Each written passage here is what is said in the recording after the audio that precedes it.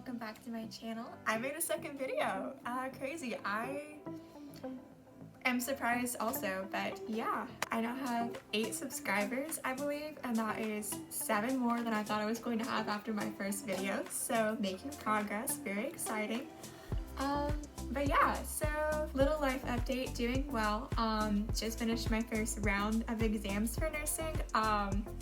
It was just one exam. Usually rounds of exams for me have been like 3 to 4 exams at least, and then like a little week-long break and then back into the swing of things for exams. But this semester is pretty exam low for me, so that's been nice. But yeah, speaking of nursing school, that's kind of what this video is about. I'm kind of going to go over some of my favorite little tips and tricks for both clinical and for lecture, studying, all that kind of stuff. I have 3 tips for each, so 3 clinical tips and 3 class tips. So we'll kind of talk about a little bit each of those. I'm going to start with clinical because that's probably why you're here. That's probably the scariest thing about starting nursing school because, you know, in the past you've taken classes before, you've been to lectures before. Obviously nursing lectures are a little bit different. They're a lot different. But it's not something completely brand new, whereas clinicals, for most people, I know some people do have healthcare experience, clinical is brand new, and I was one of those people who was not a CNA, did not have any of that prior knowledge or experience. So like the first time I stepped foot in a hospital for clinical was the first time I had been at a hospital as like a healthcare professional reason. First tip for clinical, I always just bring a pen, a piece of paper, a snack, and a bottle of water. I've seen so many other like nursing school prep videos where you've got like a whole bag and you've got sheets and sheets of paper and you've got notebooks and your textbook, and maybe this is just a school specific thing for me, but I did not need any of that. My instructors specifically told us, like, do not bring anything that requires a bag unless it is like medically necessary. Like, you want to come in with your keys, your water, and anything you can fit in your pockets. Pen is super important because you are constantly writing things down, or at least I feel like I always am. Piece of paper, usually they'll give you like your clinical assignment sheet, but even just having a blank piece of paper to write down any like questions you may have or any like important information for post-clinical stuff, you will need that. And then water, because gotta stay hydrated. I get parched walking around on the floor doing little nurse things, and a snack because most of your clinicals are going to go between 6 to 10 hours, and I don't know about y'all, but I don't really go 6 hours without eating. I need like at least a Clif Bar or at least just something just to snack on. Some of your longer clinicals will have dinner breaks or lunch breaks depending on like what time you're there, but I would just have like a little something just in case, because as a nurse you're not going to be able to eat, but as a student nurse you can, so it's good to keep that in mind. Pen, paper, water, snack. Okay, second tip, show a genuine interest in what you're doing. Even if you don't have a genuine interest, especially in like some of like the non-specialized fields like med-surg, I wasn't really 100% sure that I wanted to do that field, but I did learn a lot of assessment techniques, communication techniques, medication administration stuff. It was all just the basics, and the more I asked questions, the more the nurses were willing to show me stuff. I ended up getting a lot more out of it than I thought I was going to. Another thing I've learned too is always let your nurse know that like you're interested in whatever she's doing. So like for example, a couple weeks ago I was in NICU and I was paired with a nurse. Like, she was really nice. We were just walking around doing things. She was showing me stuff here and there, but then I mentioned, I was like, yeah, I have a really strong interest in being a NICU nurse, and her like attitude flipped. She was like, oh, okay, well let me show you this, and like let me show you how to do this, and like she was showing me a lot more just because she knew I had that genuine interest, and I wasn't just some student who was like, oh my god, not the NICU again. You will get those nurses who do not want a student, and don't take it personally. Nurses are going through so much right now as individuals and as a profession. So whenever I would get paired with a nurse and they would just look at me and be like, no, I don't want you. The first time it happened to me, I was like, what do I do? And I went to my instructor and she was like, that's tough. What I did was I worked with that nurse when I needed to. Like, we were obviously working with the same patient, so whenever I did vitals, assessments, did any like help with any procedures, I was there working with her. But then I learned really quickly which nurses wanted me there and which ones didn't. So I found the ones that wanted me. 1 or 2 nurses would have like a trail of like 4 or 5 students following them around just doing everything. And those were the nurses that were like excited to have students and was like, oh my gosh, let me show you this. Oh, I didn't get to see this when I was in nursing school. I want to see this. And it just kind of made it like a better experience. But yeah, show genuine interest, volunteer to do things. A lot of times, especially when they're giving out patient assignments, they'll have a patient that's maybe a little bit more challenging. And most instructors will ask like, okay, who wants this patient that has XYZ condition? And if it's something you've never seen before, just raise your hand, like I'll go for it. Worst case scenario, it's only 6 hours of your life and you're not the nurse. So if it gets stressful, you've got someone that can help you out. So show that interest to your nurse. Don't just kind of follow around. And if you see something that you want to do, always ask if you can do it. Worst case scenario, they're going to say no and you just move on. Best case scenario, you're going to do a cool procedure or get to help with something. When I was in the OR, I was watching a hysterectomy and they pulled out this lady's uterus and I asked like, can I hold that? And they were like, oh, of course you can. So I got to hold somebody's uterus. Obviously it was no longer like in their body and it wasn't gonna go back in their body, but it was just kind of cool to like hold an organ. And yeah, so be genuine, ask questions, be interested. And my last clinical tip is obviously like you'll have to do, like most classes have post-clinical assignments, journals, things like that. I always kept my own journal of like where I actually wrote how I felt, because like in my post-clinical journals I'd be like, oh, I did this, this, and this today, I practiced this skill, I gave this med, blah blah blah, this is what happened. But I didn't write about like the anxiety that I felt or the fear or the excitement that I felt, like all those emotions that I felt when I got to do those things in those clinical journals. So I would keep my own little journal when I get home after clinical, and I would usually write down just a couple sentences like, wow, like I felt really confident today, or wow, today absolutely sucked. Like just kind of being honest with myself and kind of keeping track of like not only my like skill progression as a student nurse, but also my like mental progression as like my confidence grew through nursing school. So it was really cool kind of look back and like see the things I wrote down as like, I didn't get a first semester clinical because of COVID, but my second semester clinical when I was like in tears about having to take someone's blood pressure, to where now like I've done IVs, I've done all these cool procedures, I've helped with a lot of things, seen a lot of cool things, and just seeing how like I've grown as a person and as a student. It's been really cool.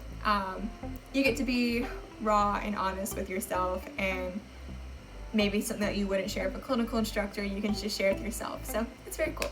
Little recap about clinical stuff. Again, top 3 was just bring the bare minimum, show a genuine interest in your clinical experience. You will get so much more out of it, and don't be afraid to write down your feelings after clinical experiences, because sometimes you experience hard things, and it's cool to kind of look back and track on your progress. So yeah, so that was my clinical things, and you'll learn tons of stuff in clinical, even like with different specialties. Like I was 100% sure I was going to be an L&D nurse, and then I had my first day of L&D and it was not what I thought it was going to be, but I still kind of kept the rest of the semester with an open mind, like, oh well, maybe I'll like being in as a transition nurse role, or maybe I'll like mother baby, or maybe I'll like this. And then I didn't really love any of it, but that's okay. I had some friends that absolutely loved mother baby, and I had friends that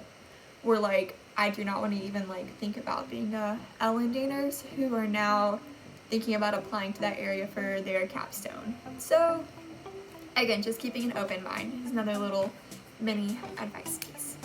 So moving into the more lecture style learning, these are more just study tips more than anything. Obviously, when you go to nursing school, kind of like I mentioned earlier, it is different. It's not like anything I've ever had to study for, or like it's not like any material I've had to study before. It's all pretty much brand new. So a couple quick little study tips. I like to use multiple resources whenever I'm studying. So whether it's your textbook, PowerPoint, online videos, those are great when you're just like mentally brain dead, you can't read another word. Pop in a Registered Nurse RN video or Level Up Nursing, something fun like that. Those are my 2 favorite YouTube channels for nursing, and they've got really great information, and it's not you sitting there writing and reading. You're still kind of soaking in information, but it's just a little bit less trying on the brain. and then I would compare what has been like repeated multiple times. So if I'm reading in the PowerPoint says this, the book also says it, an ATI study guide says it, and then someone mentions it in a study video, that's probably something you need to know. That's probably something not only you need to know for your test, it's probably something important for the NCLEX and for nursing practice if it's repeated that many times. But my overall like little study schedule, I think this is tip number 2. I usually take the PowerPoints, the book, the ATI study guides, all that stuff, and I kind of write it all out on like either a big long Word doc or a really long like note file or a chunk of piece of paper, like whatever you have available for you. So I have an iPad. I didn't get it until a little bit later on in nursing school.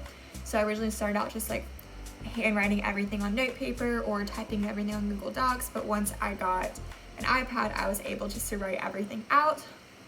Made things a little bit easier, especially when it came to like sharing notes with friends. I would write everything out that I knew from all those different resources, and then I would memorize it, whether it was rewriting it, making flashcards out of it, talking it out with friends, doing study groups, whatever was working for me at that time. And then once I felt like I had it memorized, I would then go usually to the library at school, or if you have a whiteboard, I would get one of those like big whiteboards, and I would just brain dump everything I knew. So for every medical condition, I would write the pathology, the etiology, the clinical manifestations, diagnosis tools, the nursing diagnoses, the nursing interventions, and then patient teaching. And I would write that for every single disease, medications as well. And like for medications for pharm, I would write like, okay, this is how it works, this is what it's used for, this is the side effects, these are the contraindications. Same thing, just kind of a different jam. And that worked out pretty well for me. And then I would just identify gaps. If I couldn't remember the manifestations for RSV or pneumonia or congestive heart failure, whatever I was studying at the time, I could look back and be like, okay, this is what I'm missing, this is what I need to add in. And it was good to go. I didn't ace every single test. It's not impossible to, but it is kind of hard to get A's on every single test in nursing, especially when you are taking multiple tests a week. I know there is times, especially last semester, where I was taking, sometimes up to like 2 to 3 exams a week, and I was working and trying to like do other things at the same time, and there was just not enough time in a day to physically know every single thing. Whenever I had more time to prepare, I noticed that my grades would go a little bit higher, but just taking that time to prepare yourself, understanding what you don't understand, asking questions where you don't understand things. Google can be a good resource, cautionarily can be a good resource. I don't know if that's a word, and if you have any questions, most professors will take emails. Hopefully, they should take emails. Some of them don't, but you know, it's okay. And then use your classmates as resources. Write, memorize, brain dump, and then identify gaps. It's kind of like my little 4-step process for nursing stuff. And then my final tip, which I think kind of goes along with what I just mentioned about like there's not enough hours in a day, is to take that time to balance. There's going to be days where you do not want to get up out of your chair because you are just so overwhelmed with all the things you have to do. You just want to curl up in bed with a textbook, with your weighted blanket or whatever it is, and just study until you can't feel your brain anymore. And I get it. I've been there, I've done that, unfortunately, and it just doesn't feel as good. I'm a big planner, so if I know I have a test coming up, like I'll just use my last week for example.